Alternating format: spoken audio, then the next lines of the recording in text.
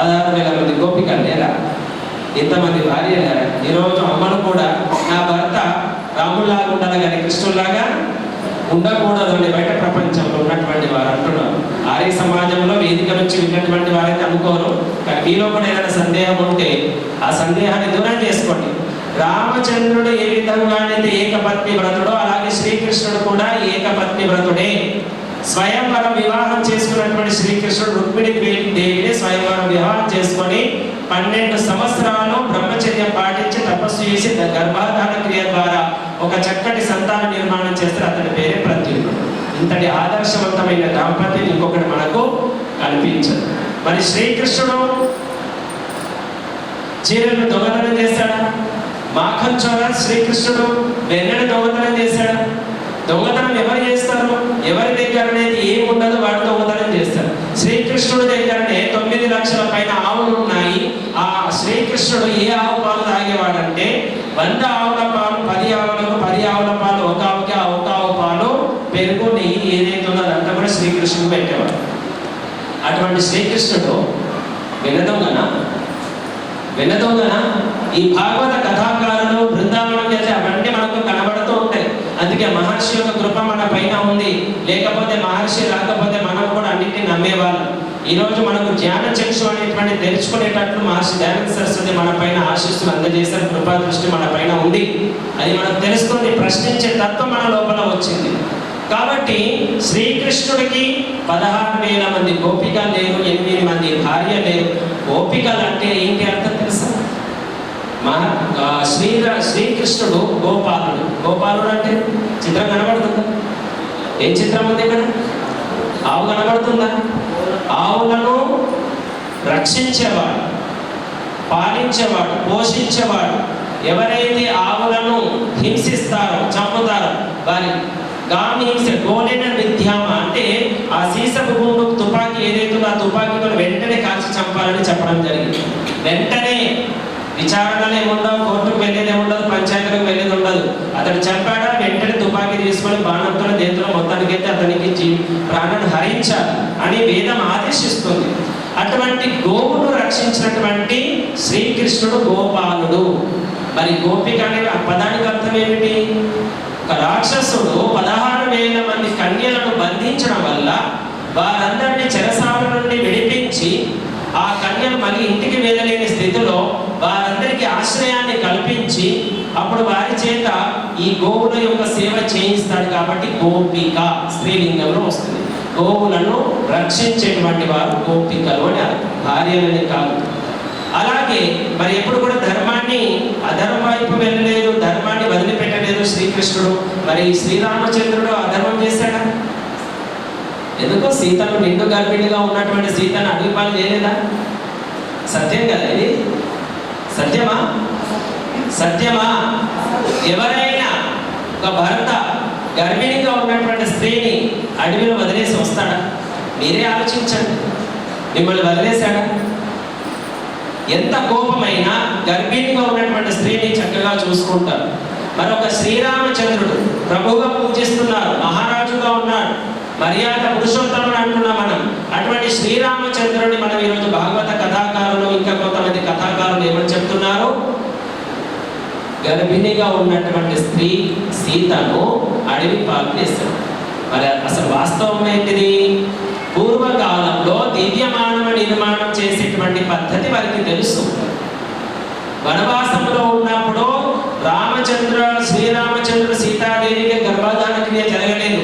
ఎప్పుడైతే 14 సంవత్సరాల వనవాసం పూర్తి చేసుకున్న తర్వాత అప్పుడు గర్భధారణ క్రియ తర్వాత వారి గర్భిణిగా ఉన్నప్పుడు ఏం చేయాలి? రామచంద్రుడేమో రాజ్య కార్యంలో వ్యస్తంగా ఉన్నాడు, చూసుకోలేడు. మరి ఏం చేయాలి? అరణ్యంలో ఉన్నటువంటి ఋషుల యొక్క ఆశ్రమంలో నా భార్య అయినటువంటి దేవి అయినటువంటి సీతాదేవిని, గర్భిణిగా ఉన్నటువంటి సీతాదేవిని వారి మధ్యలో ఉంచితే అప్పుడు ఆ ఋషులు మహర్షులు ఉదయం లేచినప్పటి నుంచి రాత్రి పడుకునే వరకు ఆధ్యాత్మికంగా ఉంటారు, సకల శాస్త్రాలు చదువుతూ ఉంటారు. అన్ని విద్యలు గర్భిణిగా ఉన్నటువంటి సీతాదేవికి వినిపిస్తే ఆ గర్భంలో ఉన్నటువంటి శిశువులకు ఆ విద్య అందుతుంది అనేటువంటి దివ్య మానవ నిర్మాణం గురించి వారికి తెలుసు. కావున వారిని అక్కడికి, సీతాదేవిని అక్కడికి పంపించి సకల సౌకర్యాలు చేసి ఎప్పటికప్పుడు నిగరాడి ఎప్పటికప్పుడు వారి మీద దృష్టి ఉంచిన తర్వాత అప్పుడు వారికి 2 పుత్రులు జన్మించిన వారే లవకుశుడు. వారి ఎంతటి వారు అనేది మనము సినిమాలో చూస్తున్నాం. కానీ మరి అంత హనుమంతుని చిన్న పిల్లలు హనుమంతుని ఎవరు అపజయించినారు అంటే ఓడించినారని, అలాగే లక్ష్మణుని బంధించినారని, ఇవన్నీ కథలు అంటే అలంకారికంగా చెప్పబడింది కానీ అది వాస్తవం కాదు.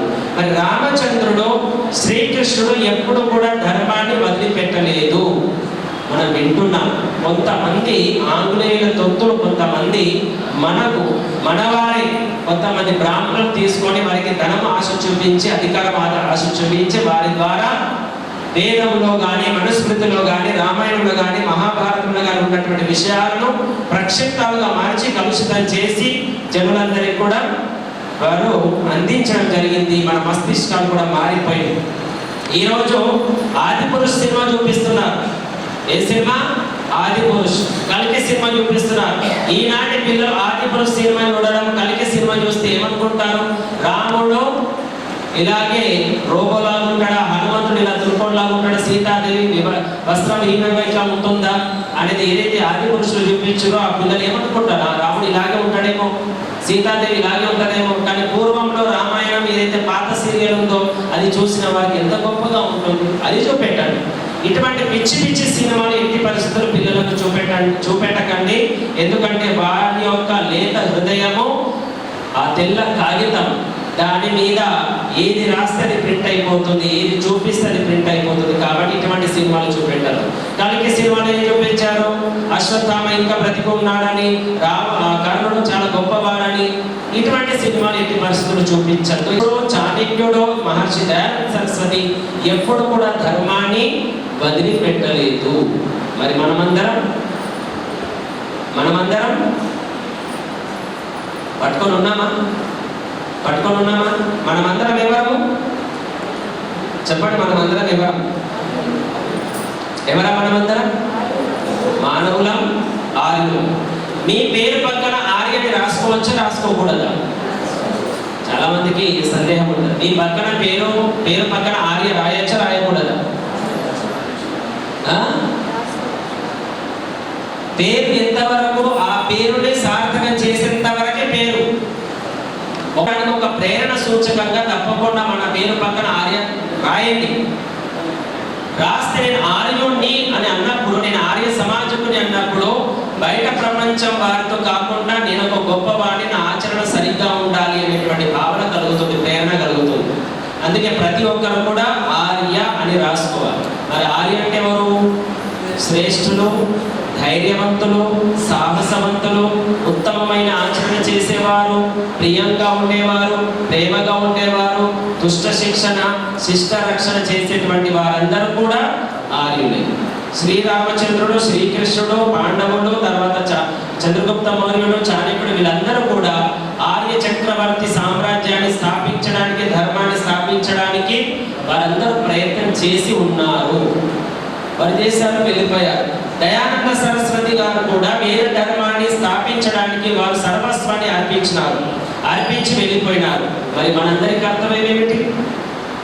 దయానందుడు అరటి పండు ఒలిచి పెట్టినట్టు గ్రంథాన్ని రచించి మనకి ఇవ్వడం జరిగింది, సత్యార్థ ప్రకాశాన్ని. ఈరోజు ఎంతమంది సత్యార్థ ప్రకాశం చదువుతున్నారు చెప్పండి? ఎంతమంది యజ్ఞం చేస్తున్నారు చెప్పండి? ఎంతమంది ఇళ్లలో వేదాలు ఉన్నాయి చెప్పండి? వేదం తెలియదు కాబట్టి అన్ని వేదనలే, అన్ని కష్టాలే, అన్ని సమస్యలే, అన్ని రోగాలు. కావున ప్రతి ఒక్కరం కూడా వేద మార్గంలో నడవాలి. ఇదే ధర్మము. వేద స్మృతి సదాచారం. ఎవరైతే గొప్ప వాళ్ళు ఉన్నారో వారు ఆచరించిన దాన్ని నడుచుకోవడం, ఆ మార్గంలో వెళ్ళడమే ధర్మం. ఇక 4వది స్వస్యచ ప్రియమాత్మనః. ఏదైతే ఆత్మకు ప్రియమో అది ధర్మం. నేనేమని కోరుకుంటా? నాకు జ్ఞానం కావాలి, నాకు విద్య కావాలి, బుద్ధి కావాలి, అలాగే నాకు ధనము కావాలి, సుఖంగా ఉండాలి, నన్ను అందరూ గొప్పవాళ్ళుగా చూడాలి, నాకు యశస్సు కీర్తి కావాలని మనం అనుకున్నప్పుడు ఇతరులకు కూడా మనం అది ఇవ్వాలి. ప్రపంచం అద్దం లాంటిది. మనం ప్రపంచంతో ముందు నమస్తే చేస్తే ప్రపంచం మనకు నమస్తే చేస్తుంది. అద్దం ముందట నిలబడి మనము నమస్తే అన్నామనుకోండి, అది కూడా అద్దంలో ఉన్న ప్రతిబింబం కూడా నమస్తే చేస్తుంది. మనం కళ్ళు ఎర్ర చేసి కోపంతో చూసినాం అనుకోండి, అద్దంలో ఉన్న ప్రతిబింబం కూడా మనల్ని అలాగే చూస్తుంటుంది. ప్రపంచం మనల్ని మంచిగా చూడాలి అంటే ముందు మనం ప్రపంచానికి మంచిని ఇవ్వాలి, మంచిని పంచి పెట్టాలి.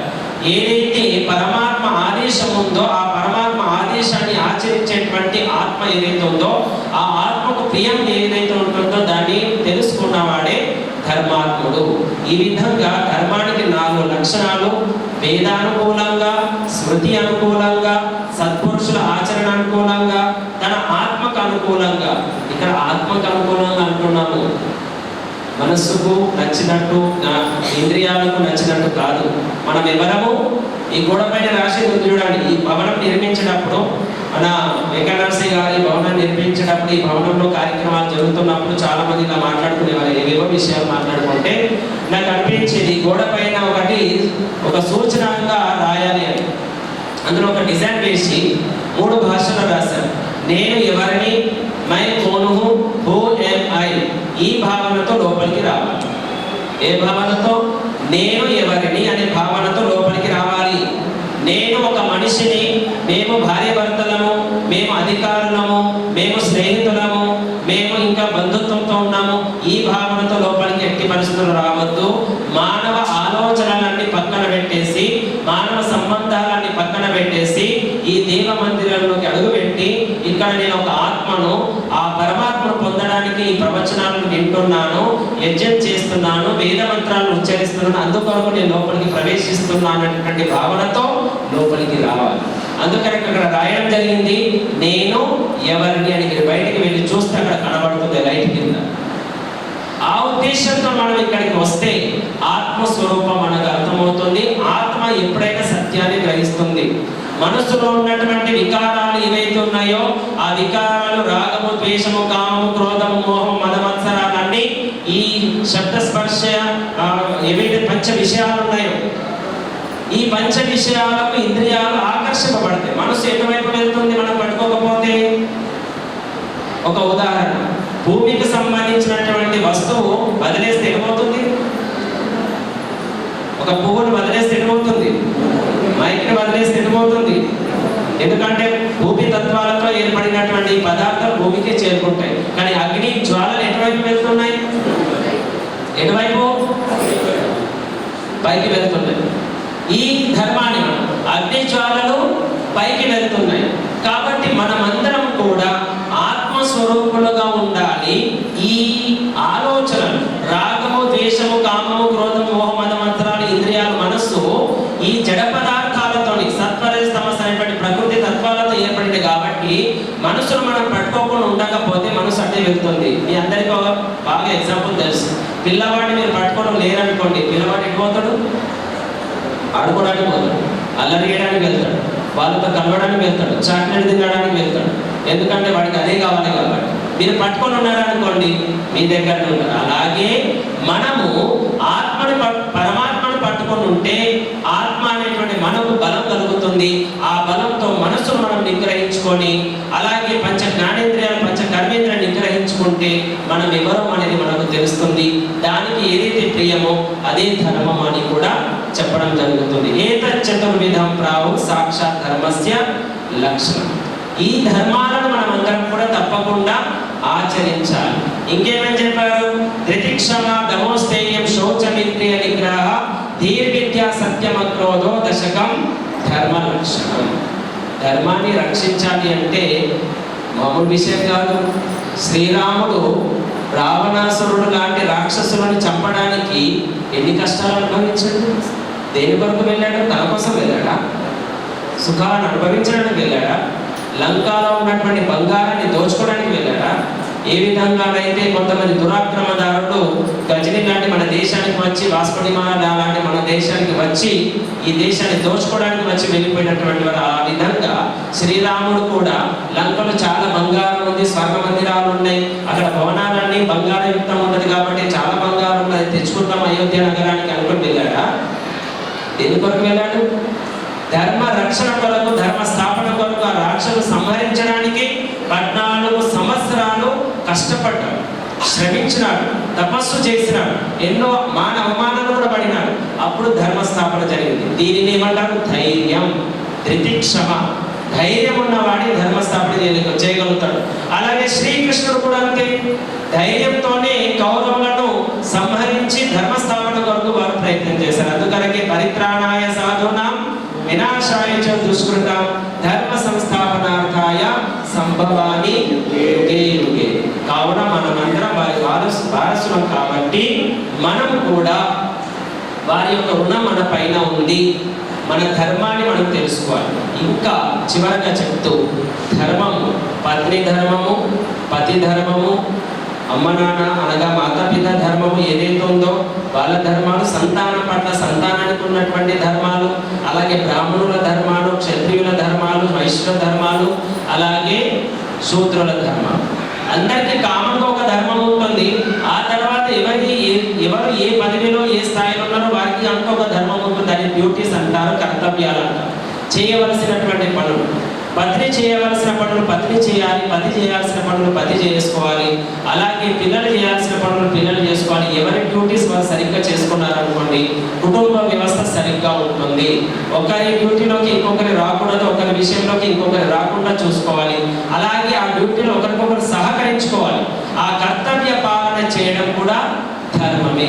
కుటుంబం బాగుపడుతుంది, సమాజంలో ఉన్నటువంటి వ్యవస్థ కూడా బాగుపడుతుంది. బ్రాహ్మణ, క్షత్రియ, వైశ్య, శూద్ర వర్ణ వ్యవస్థ ఏదైతే ఉందో దీన్ని కూడా మనం అందరం కూడా పాటిస్తే ఆ వ్యవస్థ కూడా బాగుపడుతూ ఉంటుంది. ఇలా బంధువులారా, మనమందరం కూడా ధర్మాన్ని వదిలిపెట్టేసాము, మతాలను పట్టుకున్నాము, మతాన్ని ధర్మం అనేస్తున్నాము. హైందవ ధర్మం అంటారు, జైన ధర్మం అంటారు, బౌద్ధ ధర్మం అంటారు, క్రైస్తవ ధర్మం అంటారు, మహమ్మదీయ ధర్మం అంటారు. ఈ ధర్మాలు కావు. ఇవన్నీ ఏమిటి? మతాలు. ఇవన్నీ ఏంటి? మతాలు. వస్త్రము ధరించాలి అనేది ధర్మం, వస్త్రము ధరించాలి అనేది ధర్మం. ఇది కామన్ అందరికీ. వస్త్రం ఏ రంగులో ఉండాలి అనేది ఎవరిష్టం వారిది. అర్థమవుతుందా? వస్త్రము ధరించడం అనేది ధర్మం. ఇది ధర్మం వేరే చెప్తుంది. కానీ ఆ వస్త్రం ఏ రంగులో ఉండాలి అనేది ఎవరి అనుకూలం. స్త్రీలకు ఉన్న వస్త్రాలు వేరు, పురుషులకు ఉన్న వస్త్రాలు వేరు, పిల్లలకు ఉన్న వస్త్రాలు వేరు. ఎవరి రంగులు ఆ రకంగా వస్తూ ఉంటారు. అది మతం, అభిప్రాయం, ఎవరి వ్యక్తిగతం వారు. ఆ మత స్వేచ్ఛ, అభిప్రాయ స్వేచ్ఛ ఎవరిది వాడు ఉంటుంది. కానీ అది ధర్మం మీదకి రుద్దితే అది అందరికీ నష్టం అవుతుంది. ఈరోజు అదే జరుగుతుంది. నేను వేసుకున్నట్టు నీవు కూడా వేసుకోవాలి, ఖచ్చితంగా వేసుకోవాలి అనేది గట్టిగా మాట్లాడుతున్నారు. కాబట్టి నేను క్రైస్తవుని, నువ్వు కూడా క్రైస్తవుడు కావాలి. నేను యేసుప్రభువును పూజిస్తున్నాను, నువ్వు కూడా యేసుప్రభువును పూజించాలి. నేను మొహమ్మద్ ప్రవక్త నమ్ముతాను, నువ్వు కూడా నమ్మాలి.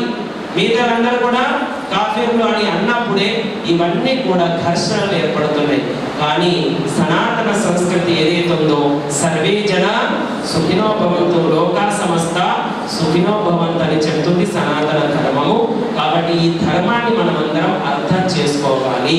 ఇంకా అర్థం చేసుకోవాలంటే చాలా ఉన్నాయి సూత్రాలు, శ్లోకాలు.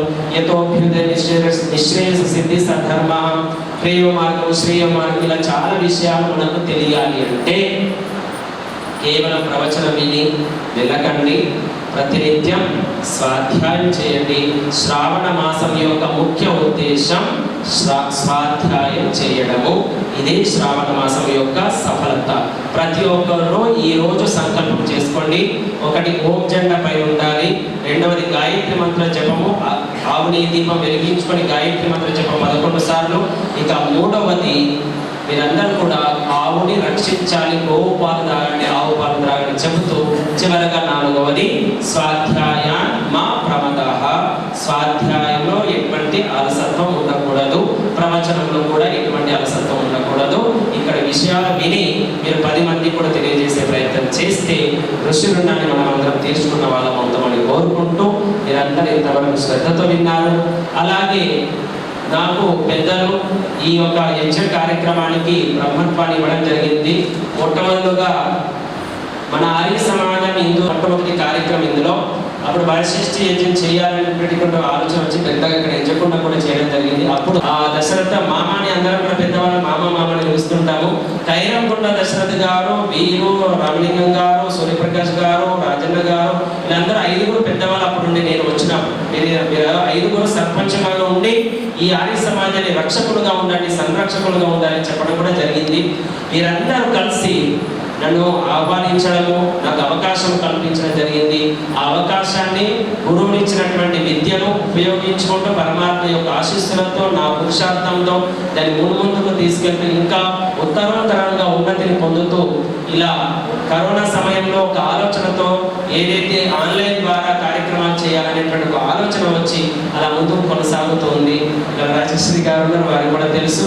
కాబట్టి నిరంతరము నా సమయం అంతా కూడా ఉదయం లేచినప్పటి నుంచి రాత్రి పడుకునే వరకు ఋషి రుణాన్ని తీర్చుకోవడానికి నేను గురుకులంలో ఏదైతే చదువుకున్నాను, గురువులు నాకు ఏదైతే విద్యను ఇచ్చారో అనుభవపూర్వకంగా తెలుసుకొని సత్యాన్ని తెలుసుకుంటూ ఇంకా ముందుకు అందరికీ అందించాలనేటువంటి భావనతో ప్రయత్నం చేస్తూ ఉంటాను.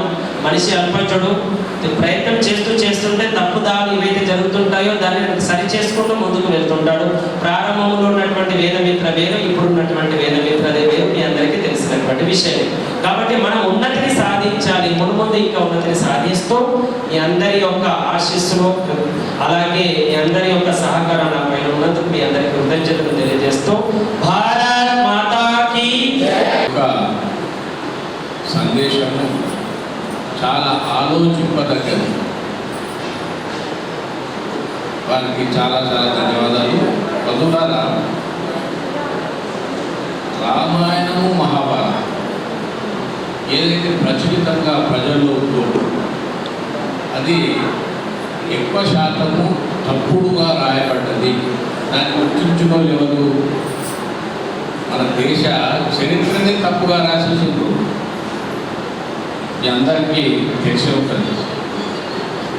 మన దేశస్తులను ఏమని పిలిచేదంటే ఆర్యుడు అని పిలిచేది. ఆర్యుడు ఎందుకంటే రామాయణంలో మహాభారతంలో మనకు వారు పరస్పరము సంభాషించుకునేటప్పుడు ఆర్యపుత్ర అనే అన్నారు, అంతేగాని హిందూ పుత్రాన్ని ఎక్కడ అనలేదు. అది మీ అందరికీ తెలుసు. అయితే వీరిని భారతదేశం మూలవాసులుగా గుర్తించితే వేరే వారిని ఇక్కడ ఉండని అనే భయంతో చరిత్రలో ఏం రాయబడ్డదంటే ఆర్యులు ఎక్కడి నుంచి ఇక్కడికి వలస వచ్చింది. ఎందుకంటే చరిత్ర చెప్తుంది కదా మనకు, మహాభారతంలో చెప్తుంది, రామాయణంలో చెప్తుంది. అది ఎవరు చెప్పారు? స్వామి దయానందుడు గుర్తించి మనం చెప్పాడు. ఏవైతే రామాయణంలో కానీ మహాభారతంలో కానీ ఆ మహాపురుషులను కించపరిచే విషయాలు చాలా ఉన్నాయి కనుక అవి వాటినే సినిమాలో వస్తుంది, అదే ప్రచారం ఇచ్చింది. అట్లా ఎందుకు కాదు తెలియదు కనుక అవన్నీ సత్యమైన చరిత్ర తెలవాలంటే మనకు మహాభారతం కానీ రామాయణం కానీ మన దేశ చరిత్ర కానీ మీరు ప్రతి ఆదివారం నాడు జరిగేటువంటి ఈ సత్సంగంలో మీకు ఇవన్నీ సంశయాలు దూరం పెట్టింది. తప్పకుండా పాత వాళ్ళు ఉన్నారు, వాళ్ళకు తెలుసు. కానీ కొత్త వాళ్ళు మాత్రం ఈ ఆర్య సమాజానికి తప్పనిసరిగా ఆదివారం వచ్చి కార్యక్రమంలో మీకున్న సంశయాలు మహాభారతం గురించి కావచ్చు, రామాయణం గురించి కావచ్చు, ఆర్యుల గురించి కావచ్చు, పరమేశ్వరుణ్ణి ఎలా భజించాలి, ఎలా పూజించాలి, ఈశ్వర స్తుతి ప్రార్థన ఉపాసన ఎలా చేయాలి, ఇవన్నీ మీరు ఇక్కడ ప్రత్యక్షంగా మీతో చేయిస్తారు కనుక మీరు అందరికీ లాభం ఉండాలి.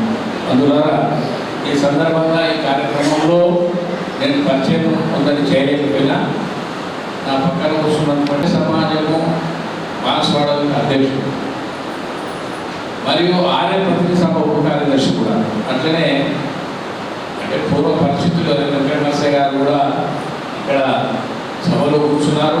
వారు పూర్వ అధ్యక్షుడు ఇక్కడ, అలాగే ఆర్య ప్రతినిధి సభకు ఉపాధ్యక్షుడు.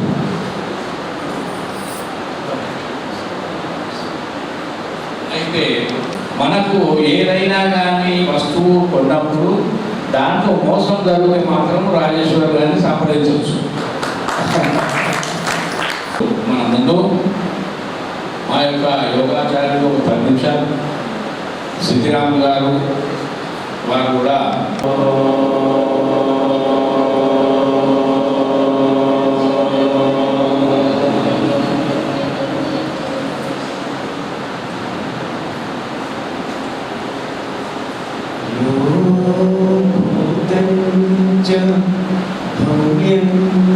सर्वं यश्चाति तिष्ठति स्वर्यस्य च केवलं तस्मै ज्येष्ठाय ब्रह्मणे नमः।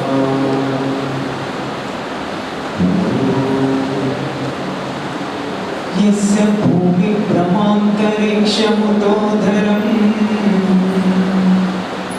दिवं यश्चक्रे तस्मै ज्येष्ठाय ब्रह्मणे नमः।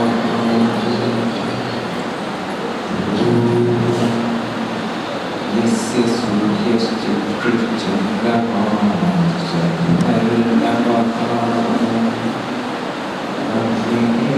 यश्चक्रास्यं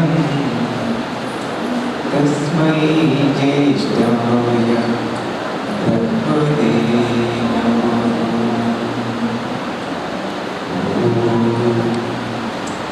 यस्य पातप्राणापानौ चक्षुरन्धिरसो भवन् दिशो यश्चक्रे प्रज्ञाने तस्मै ज्येष्ठाय ब्रह्मणे नमः।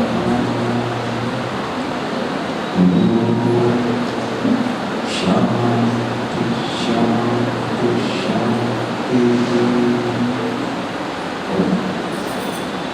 వేదిక నడిపించినటువంటి సభాధ్యక్షులు, అలాగే ఈ వేదిక తాలూకా ముఖ్య అతిథి భక్తులు, పతంజలి యోగాసనతకు రథసారథి ఓంప్రకాశాచార్య గారు, అదేవిధంగా కార్యనిర్వహణ అధ్యక్షులు ధనరపు నరసయ్య గారు, మానసవాడ ఆర్య సమాజ అధ్యక్షులు నరేష్ గారు, ఈ యొక్క సాప్తాహిక విద్యా నరేంద్ర గారు, మాతృశక్తి ఆదిబంధువులు అందరూ కూడా యోగా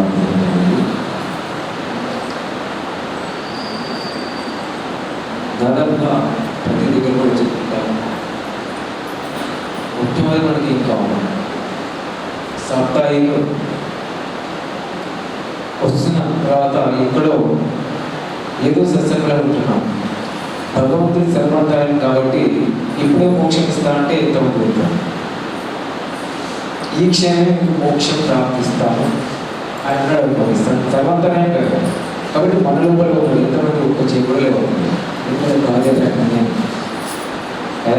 ఇదంతా శ్రావణ మాసం మంచి విషయాన్ని విని దుర్పేసుకోకుండా శ్మశాన వైరాగ్యం అనేది ఉండకూడదు, గుర్తుంచుకోండి. ఎందుకంటే వేరే ఇష్టం అంటే పాల్గొంటాం చేస్తాం, అక్కడ వెళ్ళగానే అక్కడ చెంది ఇట్లా అడ్డు పెడుతున్నా లేదు, అందరూ బయటకు వచ్చేస్తాం, గేట్ దాటినట్టు మళ్ళీ ఎప్పటిలాగానే అయిపోతుంది. కానీ ఇక్కడ ఈ శ్రావణ మాసం ఏంటంటే 12 మాసాలలో ప్రతిదానికి ఒక ప్రత్యేకత ఉంది. తెలియని విషయాన్ని తెలుసుకోవడం, నింపుకున్న తర్వాత సందేహాన్ని నివృత్తి చేసుకోవాలి. నివృత్తి చేసుకున్న తర్వాత ఆచరించాలి.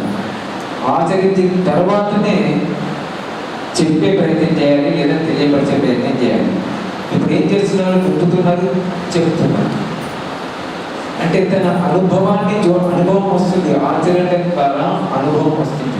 ఎవరైతే తెలుసుకొని సందేహ నివృత్తి చేసుకొని ఆచరిస్తారో వాళ్ళనే ఆచార్యులు అంటారు. ఎందుకంటే ఆచరించడం ద్వారా భగవంతుడు సర్వాంతర్యాన్ని కాబట్టి అతనికి అనుభవ జ్ఞానం వస్తుంది. తెలుసుకున్నది ప్లస్ ఆచరించింది రెండు కలిపి ఇతరులకు పొందిస్తే ఆ ప్రభావం అనేది తప్పనిసరిగా పడుతుంది. కాబట్టి భగవంతుని మనం మొట్టమొదటి కోరుకునేది ఈ సందర్భంగా, ఏ పరమాత్మ మీకు జ్ఞానవంతులం కావాలి, విద్యావంతులం కావాలి, ముఖ్యంగా అన్నిటికంటే అతి ముఖ్యంగా ఆరోగ్యవంతులం కావాలి. ఆరోగ్యము అంటే తెలియదు, కండలు బాగా చూపించాలని జిమ్ వెళ్తుంటారు, వ్యాయామం చేస్తుంటారు, వాకింగ్ వెళ్తుంటారు, కానీ ఎందుకు వెళ్తుంటారు అందరికీ పనికి రాదు.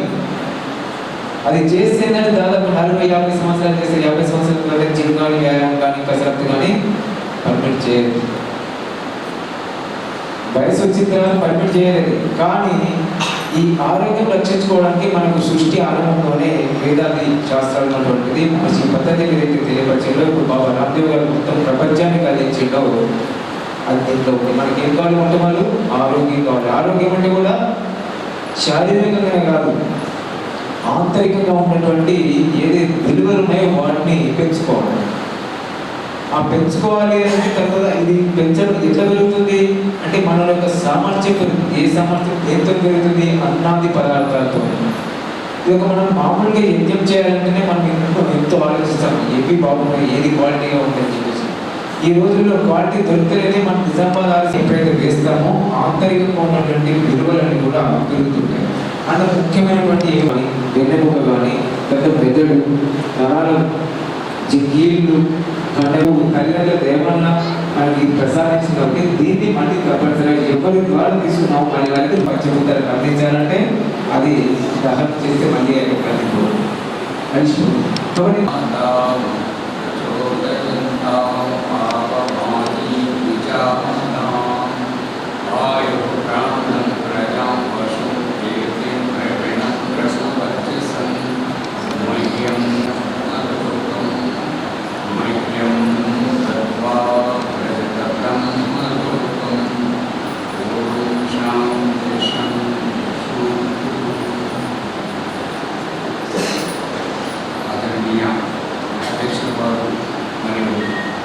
కార్యవర్గం, ఆర్యబంధుల మాతృశక్తి,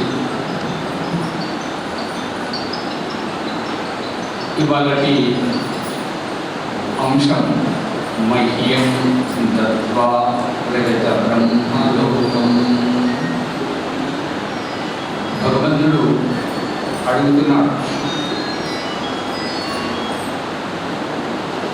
ఏమంటే, నేను ఏవేవైతే నీకు ఇచ్చాను, నా నుండి నువ్వు ఏవేవైతే పొందావు, ఏవేవైతే పట్టుకొని నేను విద్వాంసుని, నేను ప్రధానమంత్రిని, ముఖ్యమంత్రిని, వ్యవసాయదారుని అని చెప్పేసి ఏ అనుబంధాలను నువ్వు చిక్కుకొని ఉన్నావు, ఏ అనుబంధాలైతే నిన్ను ఆపుతున్నాయో ఆ అనుబంధాలన్నింటినీ మహ్యం దత్వా ప్రజత బ్రహ్మలోకం. నువ్వు ఇక్కడ ఉండవలసిన వాడివి కాదు, ఇది నీ స్థానం కాదు, నువ్వు ఇక్కడి వాడివి కాదు. అందుకని నువ్వు వెళ్ళు. మంత్రం చెప్తుంది, స్తుతించాలి, స్తుతించబడినటువంటి స్తుత మయా అంటే తృతీయ భక్తి ఏకవచనం. నా ద్వారా వేద జ్ఞానం స్తుతించబడింది. కాబట్టి ఆ వేదమాత ఎటువంటిది? వరద,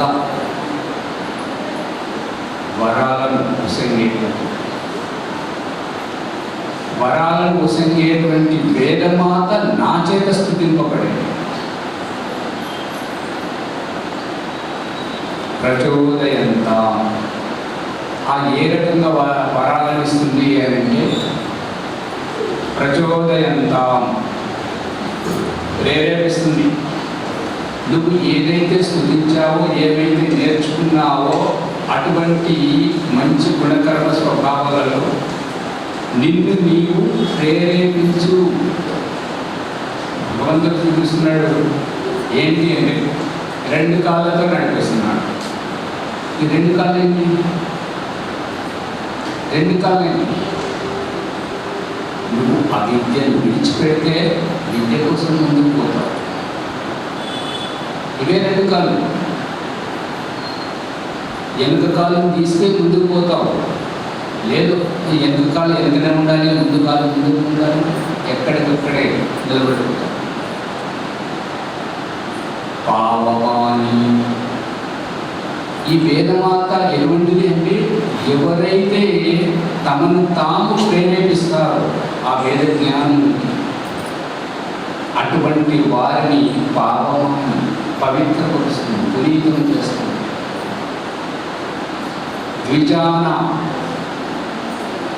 ద్విజాన అంటే 2 జన్మలు ఎత్తిన 2 జన్మలు ఎవరు ఎత్తుతారు? 2 జన్మలు ఎవరు ఎత్తుతారు? 2 జన్మలు ఎత్తేటువంటి పాపం. శరీరంతో జన్మనెత్తడం అయితేనేమో ఒకటేమో మృత శరీరం నుండి బయటకు రావడం, అదొక జన్మ. ఇంకొకటి ఈ శరీరంతో జన్మించడం. 2 జన్మలు. జ్ఞానంతో, ఆత్మతోటి కనుక మనము ప్రభావితమైతే శారీరక జన్మ తల్లిదండ్రి గర్భం నుంచి, ఇక 2వ జన్మ గురువు యొక్క ఉదరం నుంచి. గురువు మనల్ని జ్ఞానం చేస్తారు. ఈ యొక్క ఇంద్రప్రతిత్వ సంస్కారం ద్వారా, వేదాంత సంస్కారం ద్వారా మన జన్మ భగవంతుడు చూపిస్తున్న దృష్టాంతం ప్రకారం ముందుకు పోతుంది, కానీ వెనుకకు రావట్లేదు. ముందుకెలా పోతుంది? గర్భధారణ అయిన తర్వాత మళ్ళీ తండ్రి శరీరంలోకి పోవడానికి లేదు. తల్లి గర్భం నుంచి పుట్టిన తర్వాత మళ్ళీ తల్లి గర్భంలోకి పోవడానికి లేదు. తల్లి 3 నుంచి 5 సంవత్సరాల వరకు పెంచి పోషించి తండ్రి కనిపిస్తే తండ్రి 7-8 సంవత్సరాల వరకు పెంచి పోషించి ఉపనయనం చేసి గురువుకు అందిస్తే గురువు వేదారంభ సంస్కారం చేసి విద్యను అభ్యసింపజేసి సమాజానికి అందిస్తారు, సమాజంలోకి పంపిస్తారు. సమాజం మన దగ్గర ఉన్నంత యోగ్యతను వినియోగించుకొని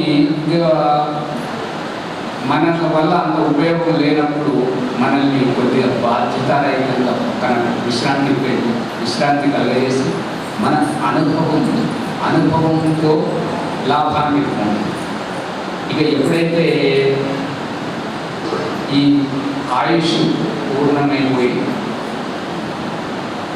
ఇహలోకం నుంచి వెళ్ళిపోవడం జరుగుతుందో, దేహత్యాగం చేయడం జరుగుతుందో,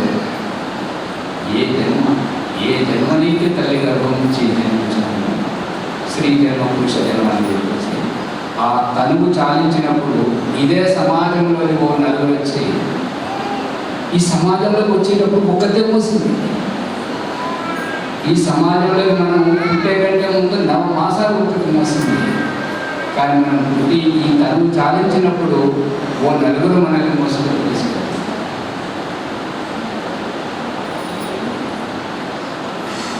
ఈ యొక్క వ్యవహారం తండ్రి శరీరంలో ఉన్నన్ని రోజులు, తల్లి గర్భంలో ఉన్నన్ని రోజులు ఈ సమాజంలో మనం పుట్టిన ఏదైతే ఆచరణతో ఉంటుందో అక్కడ మనం పవిత్రమవుతున్నాం. అది పవిత్రత ఎవరికి ఏంటి? ద్విజానం, రెండవ జన్మైనటువంటి వారికి. ఎవరెవరైతే జ్ఞానం తెలివి వేదం చదువుతారో వారికి మాత్రమే లభ్యమవుతుంది, వేరే ఏం కాదు. వేదం ఎందుకు చదవాలి? వేదం వల్ల ఏం ప్రయోజనం? వేదం భగవంతుడి ఆజ్ఞ, భగవంతుడికి ఇచ్చినటువంటి జ్ఞానం. దానివల్ల ఏం ప్రయోజనం? ఒక సెల్ ఫోన్ కొంటే దాన్ని ఎలా వినియోగించుకోవాలో అక్కడ ఆ తయారు చేసేటువంటి కంపెనీ ఏ రకంగా ఒక దిశానిర్దేశం ఇస్తుందో ఆ దిశానిర్దేశం వల్ల మనకి ప్రయోజనం. ఇప్పుడు ఇంత పెద్ద కెమెరా పట్టుకుని అతను మనకు వచ్చాడు. ఆ కెమెరా కొత్తగా కొన్నాడు, అది ఎలా నడిపేయాలో తెలియదు. కానీ అది తయారు చేసినటువంటి వాళ్ళు ఒక దిశానిర్దేశం ఇస్తారు, ఒక గైడ్ ఇస్తారు. ఆ గైడ్ వల్ల ఏం ప్రయోజనం?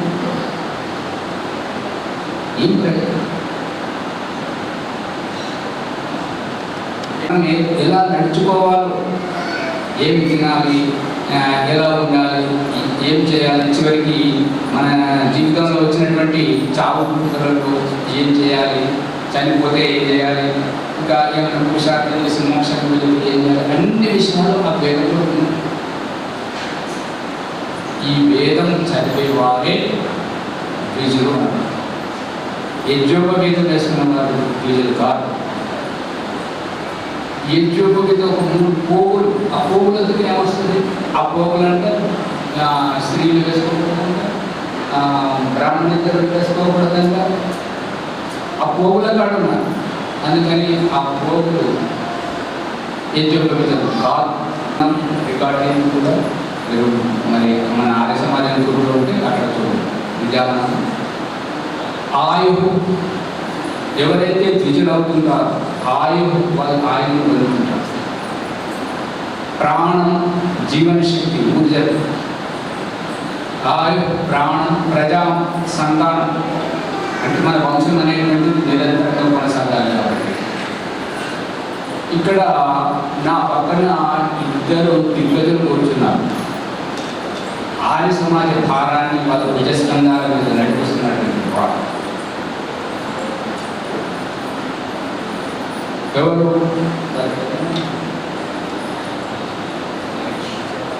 బానిసవాడ చేస్తున్నారు అంటే గోడలను కాపాడుతున్నారు. ఈ రంగులను చెట్లు పెట్టడం ఇంతవరకే ఉన్నారు. కానీ ఋషి దయానంద సరస్వతి యొక్క సాహిత్యాన్ని ముద్రణ చేయడానికి ప్రేరణ పొందలేకపోతున్నారు. ఇటువంటి శ్రావణ సప్తాహాలు ప్రతి సంవత్సరము జరుగుతుంది. ఎంతోమంది విద్వాంసులు వస్తున్నారు.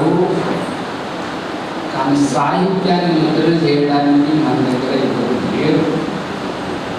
ఆర్థికంగా వెనుకబడి ఉన్నామా? కాదు. మనం చేసే క్రియాకలాపాలతో ఆ ఆర్థికం సమకూరడం వల్లనే కొట్లాటలు వస్తున్నాయి. ఈ ఆర్థికాన్ని సంగ్రహం చేయాలి.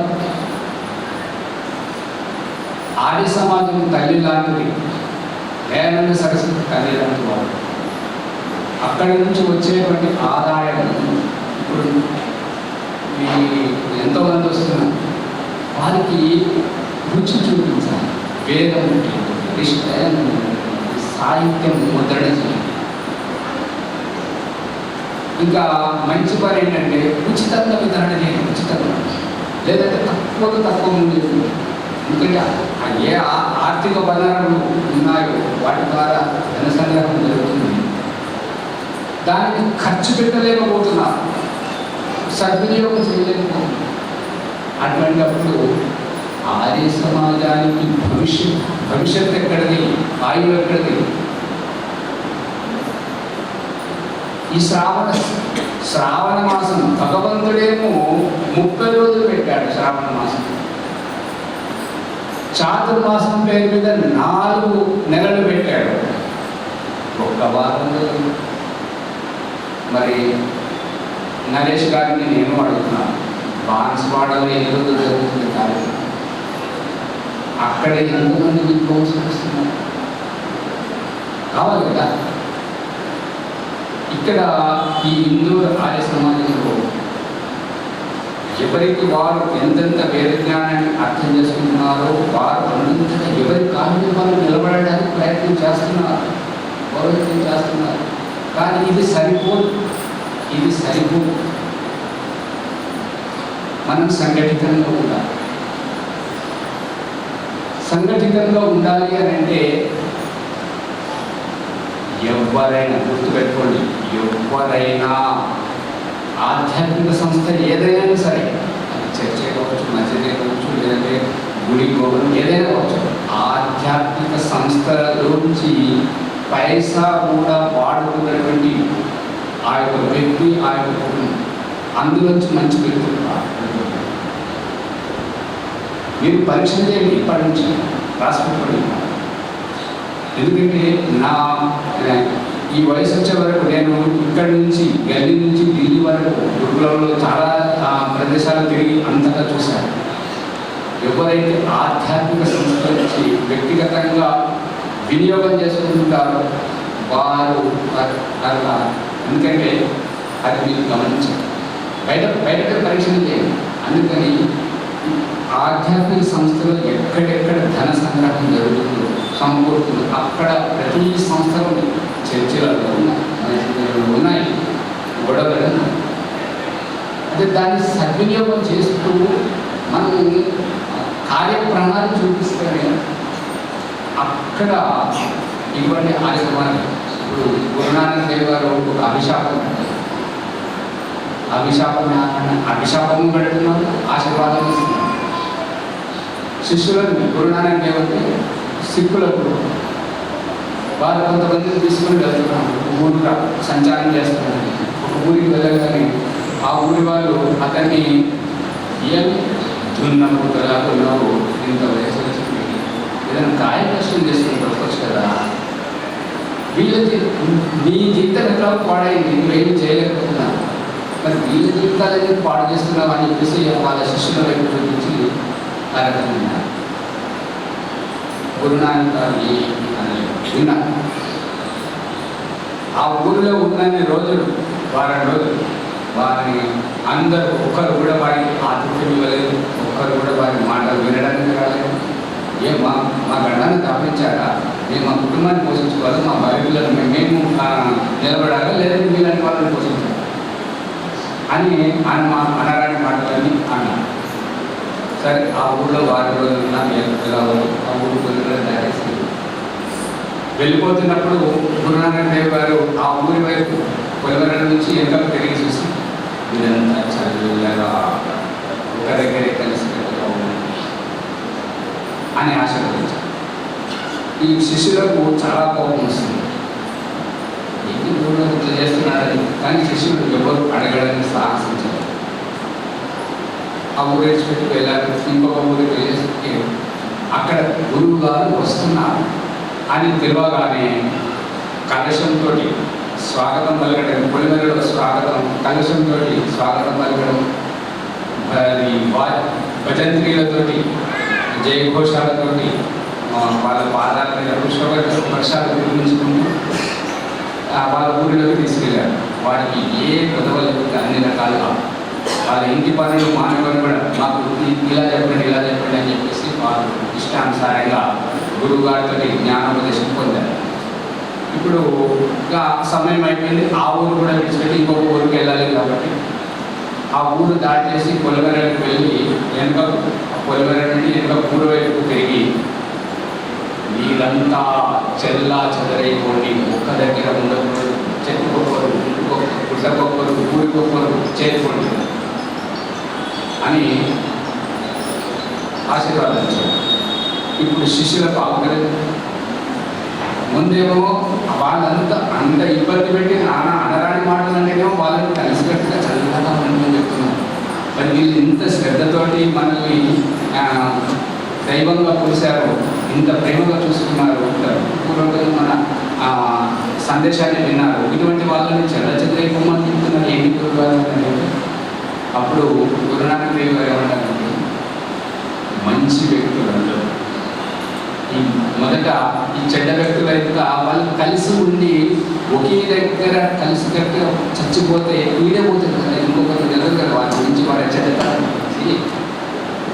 అది మంచి వ్యక్తులు ఉన్నారు కదా, ఆ మంచి వ్యక్తులు ఎక్కడ చూసినా, ఏ చెట్టు కాడ చూసినా, ఏ పుట్టలో, ఏ గుడిసెలో చూసినా, ఏ ఊళ్ళో చూసినా అంతటా ఆ ఒక్కొక్కరు మంచి వారు ఉన్నా కూడా అక్కడ మంచి రక్షించబడుతుంది కదా. అర్థమైందా? అధికారం చేపట్టి మనం చేయాల్సింది. వేరే వాళ్ళు అధికారం చేపట్టి వాళ్ళు ఏం చేశారు, పాలన లేదు, నువ్వేం చేసావని ఒక్కవేళ ముందుకు పోతుంది. కానీ ఈ 4 మనలు చూపిస్తున్నాయి కదా, నువ్వే చేశాను. అందుకని వ్యక్తిత్వం మనం సమాజాన్ని రక్షించాలంటే వేదాన్ని ముద్రించి దయానంద సరస్వతి సాహిత్యం ఇప్పుడు సంపూర్ణంగానైతే ఎక్కడ లేదు. ఉన్నాయి ఏవైతే ఉన్నాయో దాంట్లో సైద్ధాంతిక కొన్ని ఉన్నాయి, ఇట్లా ఉన్నాయి. కానీ వాళ్ళు అసలే 2 కళ్ళు కనబడనేటువంటి గుడ్డోడి కంటే కొంత మెల్లగా ఉన్నాయి అన్నట్టుగా అవుతుంది. కానీ ఆర్య సమాజంలో గొడవలు రాకుండా ఉండాలి అంటే ధన సంగ్రహాన్ని దాన్ని సద్వినియోగం చేయాలి. పండితులను నియమించండి, మనకు ఈ సంపాదన చేసినట్టు, దీన్ని శుద్ధిగా చేసినట్టు అని చెప్పేసి వాళ్ళకి పనులు. దీని ద్వారా వాళ్ళ పోషణ జరుగుతుంటుంది, సాహిత్య ప్రచారం జరుగుతుంటుంది. దానితో అప్పుడు ఆర్య సమాజానికి మంచి భవిష్యత్తు. మీరు పిలవాల్సిన అవసరం లేదు. ఇప్పుడు కార్యక్రమం ప్రారంభంగా మొదలుపెట్టుకున్నప్పుడు ఆ కరపత్రాలను రాసుకుంటారు, ప్రజలారా మీరందరూ వచ్చి మా కార్యక్రమాన్ని దివ్యంగా సఫలం చేస్తారని ఆశిస్తారు. మీరు ఆశిస్తారు కరపత్రాలు సాహిత్యాన్ని మనం పంచాలి. ఈ భోజనం ఎవరైనా పెడతారు, భోజనం పెట్టకూడదని కాదు, భోజనంతో సాహిత్యం అనేటువంటిది అందుబాటులో దేవ ఆర్య సమాజం విషయం తయారు ఏంటి. ఈ శ్రావణ మాసం అంటే వస్తుంటారు, చెప్తుంటారు, పోతారు. దీన్ని ఈ కార్యక్రమం ఏంటి, ఇక్కడ చెప్పబడినటువంటి విషయాలన్నీ మీరు రికార్డు చేయండి. అన్ని గ్రూపులో, ఫేస్బుక్లో లైవ్ కాస్ట్ పెట్టండి, అందరికీ అందుబాటులో ఏదైతే చెప్తారో. మళ్ళీ శ్రావణ మాసం వచ్చే వరకు ఈ శ్రావణ మాసం ఏదైతే చెప్తారో కనీసం సభ్యులకైతే అందరికీ తెలియాలి. ప్రాణి ప్రజా పశు సంపద, గోరక్షణ, గోపాలన చేయాలి. చేసినప్పుడే ఆవు మన తల్లిలాంటి గోమాత. శరీరం గోమాత కాదు, శరీరము ఆ శరీరంలో ఉన్న రహస్యం ఏంటంటే, శరీరంలో ఉన్న రహస్యం ఏంటంటే కళ్యాణి అంటారు. ఆవు కళ్యాణి ఏ రకంగా కళ్యాణి అంటే, ఈ ఆవు ఈ పచ్చిక గడ్డి ఏదైతే తింటుందో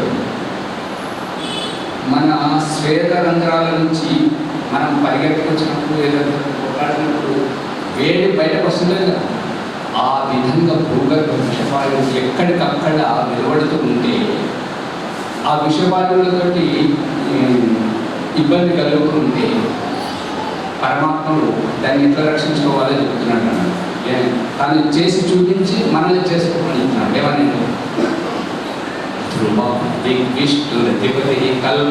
కల్మాషం అంటే ఈ యొక్క భూగర్భ విషవాయువులు భూమి ఆ రంధ్రాల నుంచి బయటకు వస్తున్నప్పుడు ఎక్కడి దాన్ని అక్కడే డిస్పోజ్ చేసేయాలి. అది బయటకు వ్యాపిస్తే ప్రాణులకు హాని చేస్తుంది. కాబట్టి ఈ పచ్చి గడ్డి, ఈ ఆవు ఆ గడ్డి తిని ఏం చేస్తుందంటే ఆ విషాన్ని అంతా తన చర్మంలోనే ఉంచుకుంటుంది. అది బయటకు ప్రాణపడుతుంది. మనకు మాత్రం ఆ గడ్డి ద్వారా మంచి పాలు, ఆ పాలు అంత స్నిగ్ధతతో కూడుకున్నటువంటి ఈ యొక్క స్నిగ్ధత అంటే ఈ యొక్క వెన్న, నెయ్యితో కూడుకున్నటువంటి ఆ పాలను మనకు అందిస్తుంది. అది వడపోసి ఆ వడగట్టినటువంటి వికారాన్ని తన శరీరంలో ఉంచుకుంటున్నది కాబట్టి కళ్యాణం. అర్థమవుతుందా? అందుకని మనకు దయానంద సత్యం చెప్తున్నటువంటి వేదం చెప్తున్నటువంటి గురించి ఈ యొక్క ఆవును మనం రక్షించాలి. ఆవు యొక్క పాలను సేవించాలి. ఆవు పాలలో ఉన్న రహస్యం ఏంటంటే ఆవు పాలను కనిసాగా ఇంకొకటి గమనించాలి ఏంటంటే నేనంటే నాకు బొట్టు కదులుతుంది, పొత్తి కదులుతుంది, మరి మీకేం కదులుతుందా అని చెప్పాలి. అర్థమైందా? చక్క కూర్చోండి, చక్క కూర్చోండి, కై పెట్టండి.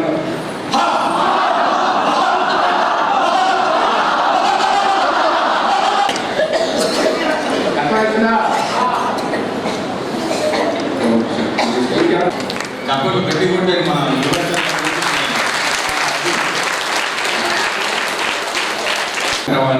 ఈరోజు మనము పూర్తి చేసుకుంటున్నాము. వారు ఉదయం సాయంత్రం మనకు ఎన్నో విషయాలు శాస్త్రంలో ఉన్నటువంటివి మనకు దాని ప్రమాణాలు ఇస్తూ మన ముందు ఉంచాడు. వారి యొక్క ఉపదేశము ఒక వెరైటీ. ఎందుకంటే నేను దాదాపు ఆది సమాజంలో 40 సంవత్సరాల నుంచి ఉంటున్నాను. 40 ఎందరో ఉపన్యాసం, కానీ వీరి యొక్క ఉపన్యాసము ఒక సరళి వేరనమాట. అది కొద్దిగా కఠినం అనిపిస్తుంది. కానీ తర్వాత రామదాస్ గారు ఆ ప్రచారం చేయడమే నా వాళ్ళ పని అని చెప్పాడు. చాలా ఆనందం అనిపించింది. మరి అట్లా అమ్మాయి చెప్పడం కూడా కష్టమైనాము. తర్వాత నేను ఆచార్యులు చూసిన అన్ని రాష్ట్రాలు తిరిగిన 2-3 దేశాలు కూడా పోయినా. ఆచార్యుడు అంటే మన బ్రహ్మానంద సరస్వతి గారు సమయం ఆయనకు సమయం దొరకకుంటే నా సమయం అంటే నేను వెళ్ళిపోతాడు ఉపన్యాసించండి. అలాంటి సమయ పాలన చేసేవారు ఆచార్యుడు. ఆచార్యులు చెప్పాడు కాబట్టి ఆచరిస్తేనే ఆచార్యులు చాలా సంతోషం. ఆ విధంగా నేను మాత్రము ఆచార్యుల యొక్క ఆదేశం అంటే మన గురువుగారు బ్రహ్మానంద ఆదేశంతో 2 పుస్తకాలు రచించాను. 2 పుస్తకాలు రచించి నాకు బయట నుంచే సహకారం వచ్చింది. అందులో ముఖ్యంగా మొట్టమొదటి వ్యక్తి కొడుకులో మురళీధర్ గారు. వాళ్ళ అమ్మాయి వచ్చింది ఇక్కడికి. ఏం చేస్తున్నారు? పుస్తకం చేస్తున్నాను, రాసుకో 10,000 అంతే. ఏ పని ఇంకా అట్లాగే మన అల్లుడు ఉన్నాడు మాంకాళ విజయ కుమార్, ఆయన 10,000 ఇచ్చేసాడు, అది రాసుకోవచ్చు. అంటే వేదాన్ని ప్రచారం చేసి ఈ విధంగా ఆర్థిక సహకారం నేను అనుభవించాను. నా దగ్గర డబ్బులు బరువు లేదు, కానీ పరీక్షించరు ఏం ఇస్తారా ఏం చేస్తారు. ఈ విధంగా వేద ప్రచారం చేసి అందరూ సహకరిస్తారు. నేను కూడా సహకరిస్తా. అది ఒక ట్రస్ట్ ఉన్నది, మా ట్రస్ట్ ద్వారా మేము కూడా సహకరిస్తాము. ఆ విధంగా చెప్తూ ఇప్పుడు మనము వస్తే వారు ఇక్కడికి వచ్చి రాపియాలి. సంస్కార విధి మరియు యోగ వ్యాసంతో రాయబడింది కనుక మనం తెలుగులో సరళమైన భాషలో ఉంటుంది కనుక మీరంతా దాన్ని సహకరించాలని, అప్పుడు సహకరించినప్పుడే ఈ యొక్క పుస్తకాలు ముద్రణ అవుతాయి అని చెప్తూ స్వస్తి నస్తార్షో అరిష్టనేమి స్వస్తినో బృహస్పతి దదాతు. ఓం భద్రం కర్ణేభిః శృణుయామ దేవాః భద్రం పశ్యేమాక్షతేజయత్రాః స్థిరైరంగైః సుష్ఠువాం స్వస్తనోభిర్పశ్యేమహి దేవహితం యదాయుః. ఓం తచ్చక్షుర్దేవహితం పురస్కాచ్యుగ్రముచ్చరత్ పశ్యేమ శరదశతం జీవేమ శరదశతం శృణయామ శరదశతం ప్రభ్రవామ శరదశతమదీనాహశ్యామ శరదశతం భూయచ్చ. స్వస్తి న ఇంద్రో వృద్ధశ్రవాః స్వస్తి న పూషా విశ్వవేదాః స్వస్తి నస్తార్క్ష్యో అరిష్టనేమిః స్వస్తి నో బృహస్పతిర్దధాతు.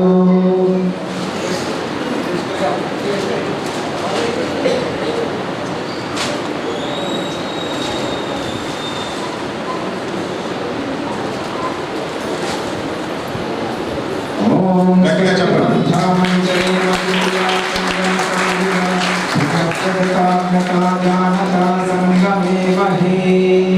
తదుపరి దుర్విజులుగా వివరించిన ఆచార్య సిద్ధరామ గారికి నక్షత్రాణరూపమశ్వినో వ్యాప్తం విష్ణునిశాన అముమాయిషాణ సర్వలోకమాయిషాణ. తదుపరి ఋత్విజులు ఆచార్య సుదర్శన్ ముని గారు మరియు వారి సతీమణి సులోచన గారు వేదిక దయచేసి. తర్వాత గాయకులు కొత్తపల్లి శ్రీనివాస్ గారికి, శ్రీ చిన్నయ్య గారికి కూడా సత్కారం ఉంది. వీళ్ళందరూ సిద్ధంగా ఉన్నారు. తర్వాత తుమ్మ ప్రసన్న గారు, తర్వాత రామగిరి శ్రావణ్ కుమార్ గారు వేదిక కావాలి. భూషాని లింబమ్మ గారు నిర్మల్, భూషాని లింబమ్మ గారు నిర్మల్ గారు వేదిక రావాలి. తర్వాత శ్రీ దోమల సుదర్శన్ గారికి సత్కారము.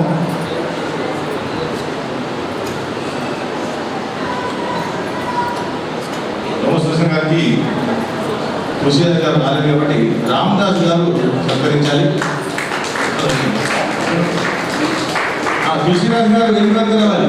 ఉపాధ్యక్షులు తులసిరాజ్ గారు ఇక్కడ వీళ్ళు సత్కరించే. చిన్నయ్య గారు మన మాజీ సేవకుడు అయినా సరే మనకు ఎంతో సహకరిస్తున్నాడు. చిన్నయ్య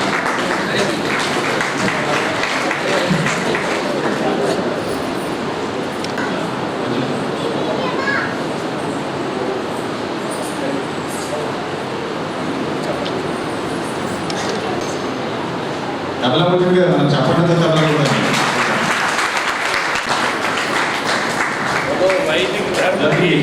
తర్వాత రాజేష్ గారు, చిరంజీవి రాజేష్.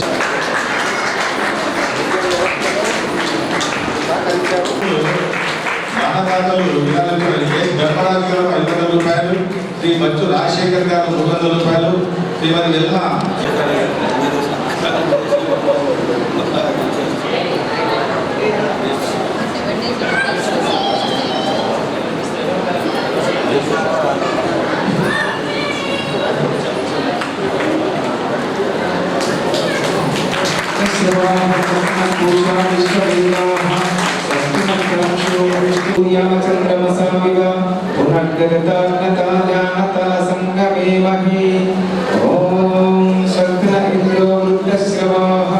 స్వస్తి పూషా విశ్వవేదాః స్వస్తి నస్తాక్షో అరిష్టనేమిః స్వస్తి నో బృహస్పతిర్దధాతు. ఆడం మహేష్ గారు ఇప్పుడే 200 రూపాయలు విధానించాడు. ధన్యవాదాలు. మన ఈ దంపతులు పుణ్య దంపతులు ఇద్దరు కూడా ఎక్కడ దుర్మాలు చాలా సహకరించారు. ఎక్కడ పోయినా వేద ప్రచారం తెలియజేస్తున్నాము.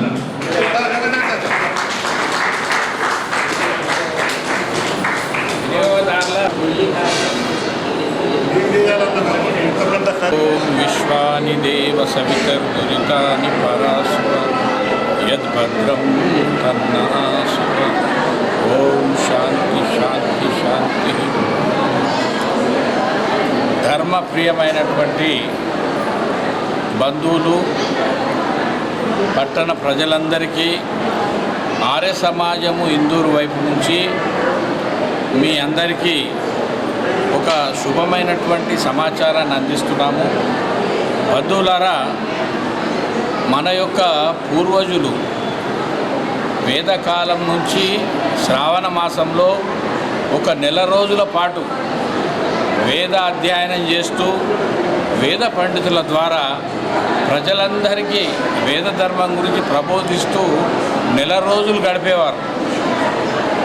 రాను రాను అది సన్నగిల్లిపోయింది. అయినా కానీ ఆర్య సమాజాలు మొత్తము ప్రపంచంలో ఉన్నటువంటి అన్ని ఆర్య సమాజాల వాళ్ళు ఈ యొక్క శ్రావణ మాసంలో వేదములో ఉన్నటువంటి ఆ పరమేశ్వరుడు ఇచ్చినటువంటి జ్ఞానాన్ని ప్రజలందరికీ పంచటానికి ఈ శ్రావణ మాసంలో తప్పకుండా ప్రతి ఆర్య సమాజంలో ఈ కార్యక్రమాన్ని నిర్వహిస్తుంటారు.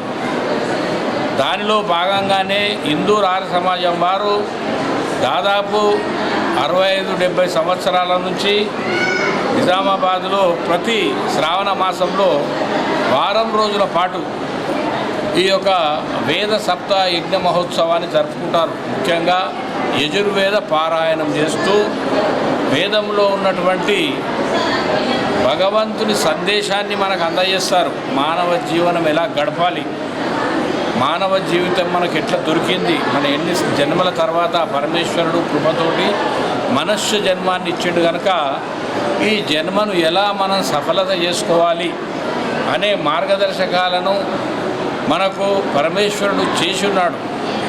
దాన్ని వేదానికి దూరం అయిపోయి వేదం చదవడం కానీ చదివించడం కానీ వినడం కానీ వినిపించడం కానీ తగ్గిపోయింది. దాన్ని ఆర్య సమాజ సంస్థాపకుడు మహర్షి స్వామి దయానంద సరస్వతి గారు ఆర్య సమాజం అనే ఒక పవిత్రమైనటువంటి సంస్థను స్థాపించి మనకు అందరూ వేద మార్గంలో నడుస్తూ ఈ మానవ జీవితాన్ని సఫలం చేసుకోవాలని, ఈ మానవ జీవితానికి ముఖ్య ఉద్దేశం అసలు ఏమిటి అనేది తెలుసుకోవడానికి ఈ యొక్క వేద పండితుల ద్వారా మనమంతా ఈ వారం రోజులు తెలుసుకున్నాం. ఆ సందేశాన్ని మిగతా ప్రజానీకానికి తెలవాలనే ఉద్దేశంతో సందేశాన్ని ఇవ్వడం జరుగుతుంది. ప్రతి సంవత్సరమే కాకుండా ప్రతి పండుగను కూడా ఆర్య సమాజంలో నిర్వహిస్తుంటాం.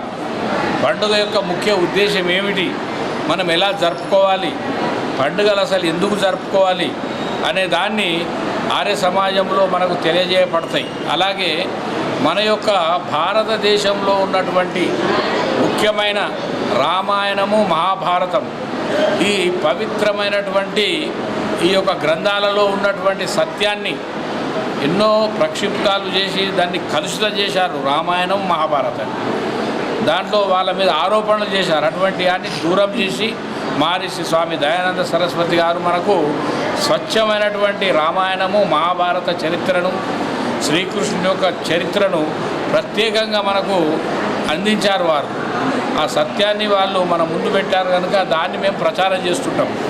ఎందుకంటే మనము బయట చూస్తుంటాము రాముడి మీద కానీ కృష్ణుడి మీద కానీ ఎన్నో ఆరోపణలు ఉన్నాయి. అవి సత్యమైనవి కావు. అసత్యమాన్ని ప్రచారం చేసి ఈ సనాతన ధర్మాన్ని బదనాం చేయడానికి కొందరు కంకరం కట్టుకొని తిరుగుతున్నారు. అటువంటి వారిని మనము చూస్తూ ఉపేక్షించకుండా ఆర్య సమాజం మాత్రం తప్పకుండా వాటిని నిరోధించి సత్యమైనటువంటి చరిత్రను మీ ముందు వస్తుంది కనుక మీరు ప్రతి ఆదివారం నాడు ఆర్య సమాజ మందిరానికి వచ్చి వేద సందేశాన్ని వినాలి, మీ జీవితాలను సక్రమపరచుకోవాలి. ఇక్కడ దూర ప్రాంతాల నుంచి పండితులు వచ్చి మనకు సందేశాన్ని ఇస్తూ ఉంటారు. మీరు మీ కుటుంబ సభ్యులు వచ్చి ఈ యొక్క సందేశాలను విని వేదమును చదివించడము, వినిపించడం వల్ల మానవ జీవితం ఎంత పవిత్రంగా అవుతుందో, ఈ జీవితం లక్ష్యం ఎలా నెరవేరుతుందో మీరు తెలుసుకోవడానికి ఇక్కడ అవకాశం ఉంది కనుక మీరందరూ తప్పకుండా ఆర్య సమాజానికి ప్రతి ఆదివారం వచ్చి మీరు మీ కుటుంబ సభ్యులతో వచ్చి మీ మిత్రులతో వచ్చి ఈ యొక్క సదవకాశాన్ని మీరు వినియోగించుకుంటారని, అటువంటి అవకాశం మీ గురించి ఆర్య సమాజం స్థాపించబడ్డది, ప్రజల గురించే అందరినీ ధర్మ మార్గంలో నడిపించడానికి ఆర్య సమాజం స్థాపించబడ్డది. ఆర్య సమాజం అనేది మన అందరిది, ఇది ఏ ఒక్కరిది కాదు, ప్రజలందరిది కనుక మీరందరూ వచ్చి తప్పనిసరిగా ఈ కార్యక్రమాల్లో పాల్గొని మీరు ధర్మ మార్గంలో నడుస్తూ మీ జీవితాన్ని సుఖమయం చేసుకుంటారని, మీకున్న సంశయాలను దూరం చేసుకుంటున్నారని, మీకున్న బాధలు మీకున్న ఎటువంటి బాధలు ఉన్నా కానీ ఇక్కడికి వచ్చిన తర్వాత దానికి మార్గం లభిస్తుంది కనుక పరమపిత పరమేశ్వరుడు అటువంటి సద్బుద్ధిని మీ అందరికీ ఇవ్వాలని, మీరు తప్పకుండా వస్తారని మీ అందరికీ పిలుపునిస్తూ ముగిస్తాను. ఓం శాంతి శాంతి శాంతి.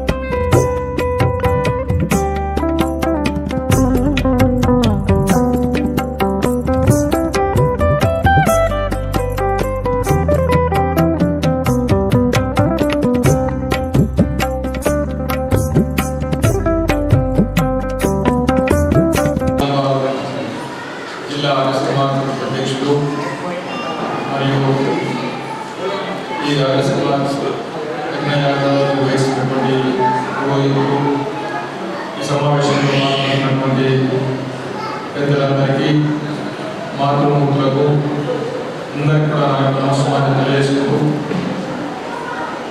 ఆర్య సమాజ్ గొప్పతనం గురించి, ఆర్య సమాజ్ గురించి గత అనేక సంవత్సరాలుగా మనమందరం కూడా ఆర్య సమాజ్ ఆశయాల్ని, భావాల్ని ప్రజలకు తీసుకెళ్తా ఉన్నాం. ఆర్య సమాజం స్వామి దయానంద సరస్వతి స్థాపించినటువంటి ఆర్య సమాజం సత్యత ప్రకాశం అనేటువంటి పుస్తకాన్ని చదివితే ఆర్య సమాజం గురించి, అదేవిధంగా పూర్తి సమాజం గురించి అందరం తెలుసుకునేటువంటి అవకాశం ఉంటుంది. ఈ దేశంలో సనాతన ధర్మం పరిడవిల్లాలంటే మనమందరం కూడా సనాతన ధర్మంలో ఒక భాగం. ఈ సనాతన ధర్మంలో ఆర్య సమాజ్ కానీ, స్వాధ్యాయ కానీ, ఇంకా అనేకమైనటువంటి సంఘాలు ఉన్నాయి, మనకు అనేకమైనటువంటి వ్యవస్థలు ఉన్నాయి. ఏ వ్యవస్థ ఉన్నా మనందరం కూడా సనాతన ధర్మాన్ని పాటిస్తూ ముందుకెళ్తా ఉన్నాం. పతంజలి యోగుడు కానీ, అదేవిధంగా రవిశంకర్ గురూజీ కానీ, ఇంకా అనేక మంది అనేక సంస్థలు ఉన్నప్పటికీ కూడా మనందరం కూడా సంస్థలు వేరువేరుగా పనిచేస్తున్నప్పటికీ కూడా మనందరిది ఒకటే కుటుంబం. ఈ దేశంలో సనాతన ధర్మాన్ని పరిరక్షణ చేయాలా, సనాతన ధర్మాన్ని కాపాడుకోవాలా. లేకుంటే గత అఖండ భారతంలో ఉన్నటువంటి ఈ అఖండ భారతం నుంచి వేరుపడినటువంటి దేశాలు ఏవైతే ఉన్నాయో, ఆఫ్ఘనిస్తాన్ కానీ, పాకిస్తాన్ కానీ, బంగ్లాదేశ్ కానీ, మయన్మార్ కానీ, అక్కడ మనము ఈ ధర్మాన్ని కాపాడకపోతే, సనాతన ధర్మం ఉంటేనే ఈ దేశం అందరూ సుఖంగా, సుభిక్షంగా, ఆనందంగా ఉంటారు. మనము అన్ని సంస్థలుగా మన పరిమాణం చేసుకుంటున్నప్పటికీ కూడా ఈ మనమందరం కూడా సనాతన ధర్మాన్ని కాపాడుకునే విషయంలో ఒకటిగా ఉండాలని చెప్పేసి అందరికీ కూడా నేను విజ్ఞప్తి చేస్తా ఉన్నాను. ఎందుకంటే అఖండ భారతం నుంచి వెలువడినటువంటి దేశాల్లో ఏ సంస్థలు కూడా పనిచేయలేదు, ఏ సంస్థలు లేదు. అక్కడ అన్ని సంస్థలు కనుమరుగైపోయినాయి. రేపు ఈ భారతదేశంలో కూడా మన ధర్మాలన్నీ కూడా ఇదే విధంగా మనము అందరం ఈ ధర్మాన్ని నిలబెట్టిన రోజే ఈ దేశం సురక్షితంగా ఉంటుంది, సురక్షంగా ఉంటుంది, భారతలు కూడా భద్రంగా ఉంటాయని చెప్పేసి అందరికీ తెలియజేసుకుంటూ, నన్ను ఇక్కడికి ఆహ్వానించి నాకు ఈ గౌరవాన్ని ఇచ్చినటువంటి పెద్దలు సూర్య అధ్యక్షులు, ఆర్య సమాజ్ జిల్లా అధ్యక్షులు కరివే సూర్యప్రకాష్ గారికి, అదేవిధంగా వారి కమిటీ సభ్యులందరికీ కూడా నేను ప్రత్యేకమైన ధన్యవాదాలు తెలుపుతూ ముగిస్తున్నాను. జై ఆర్య సమాజ్.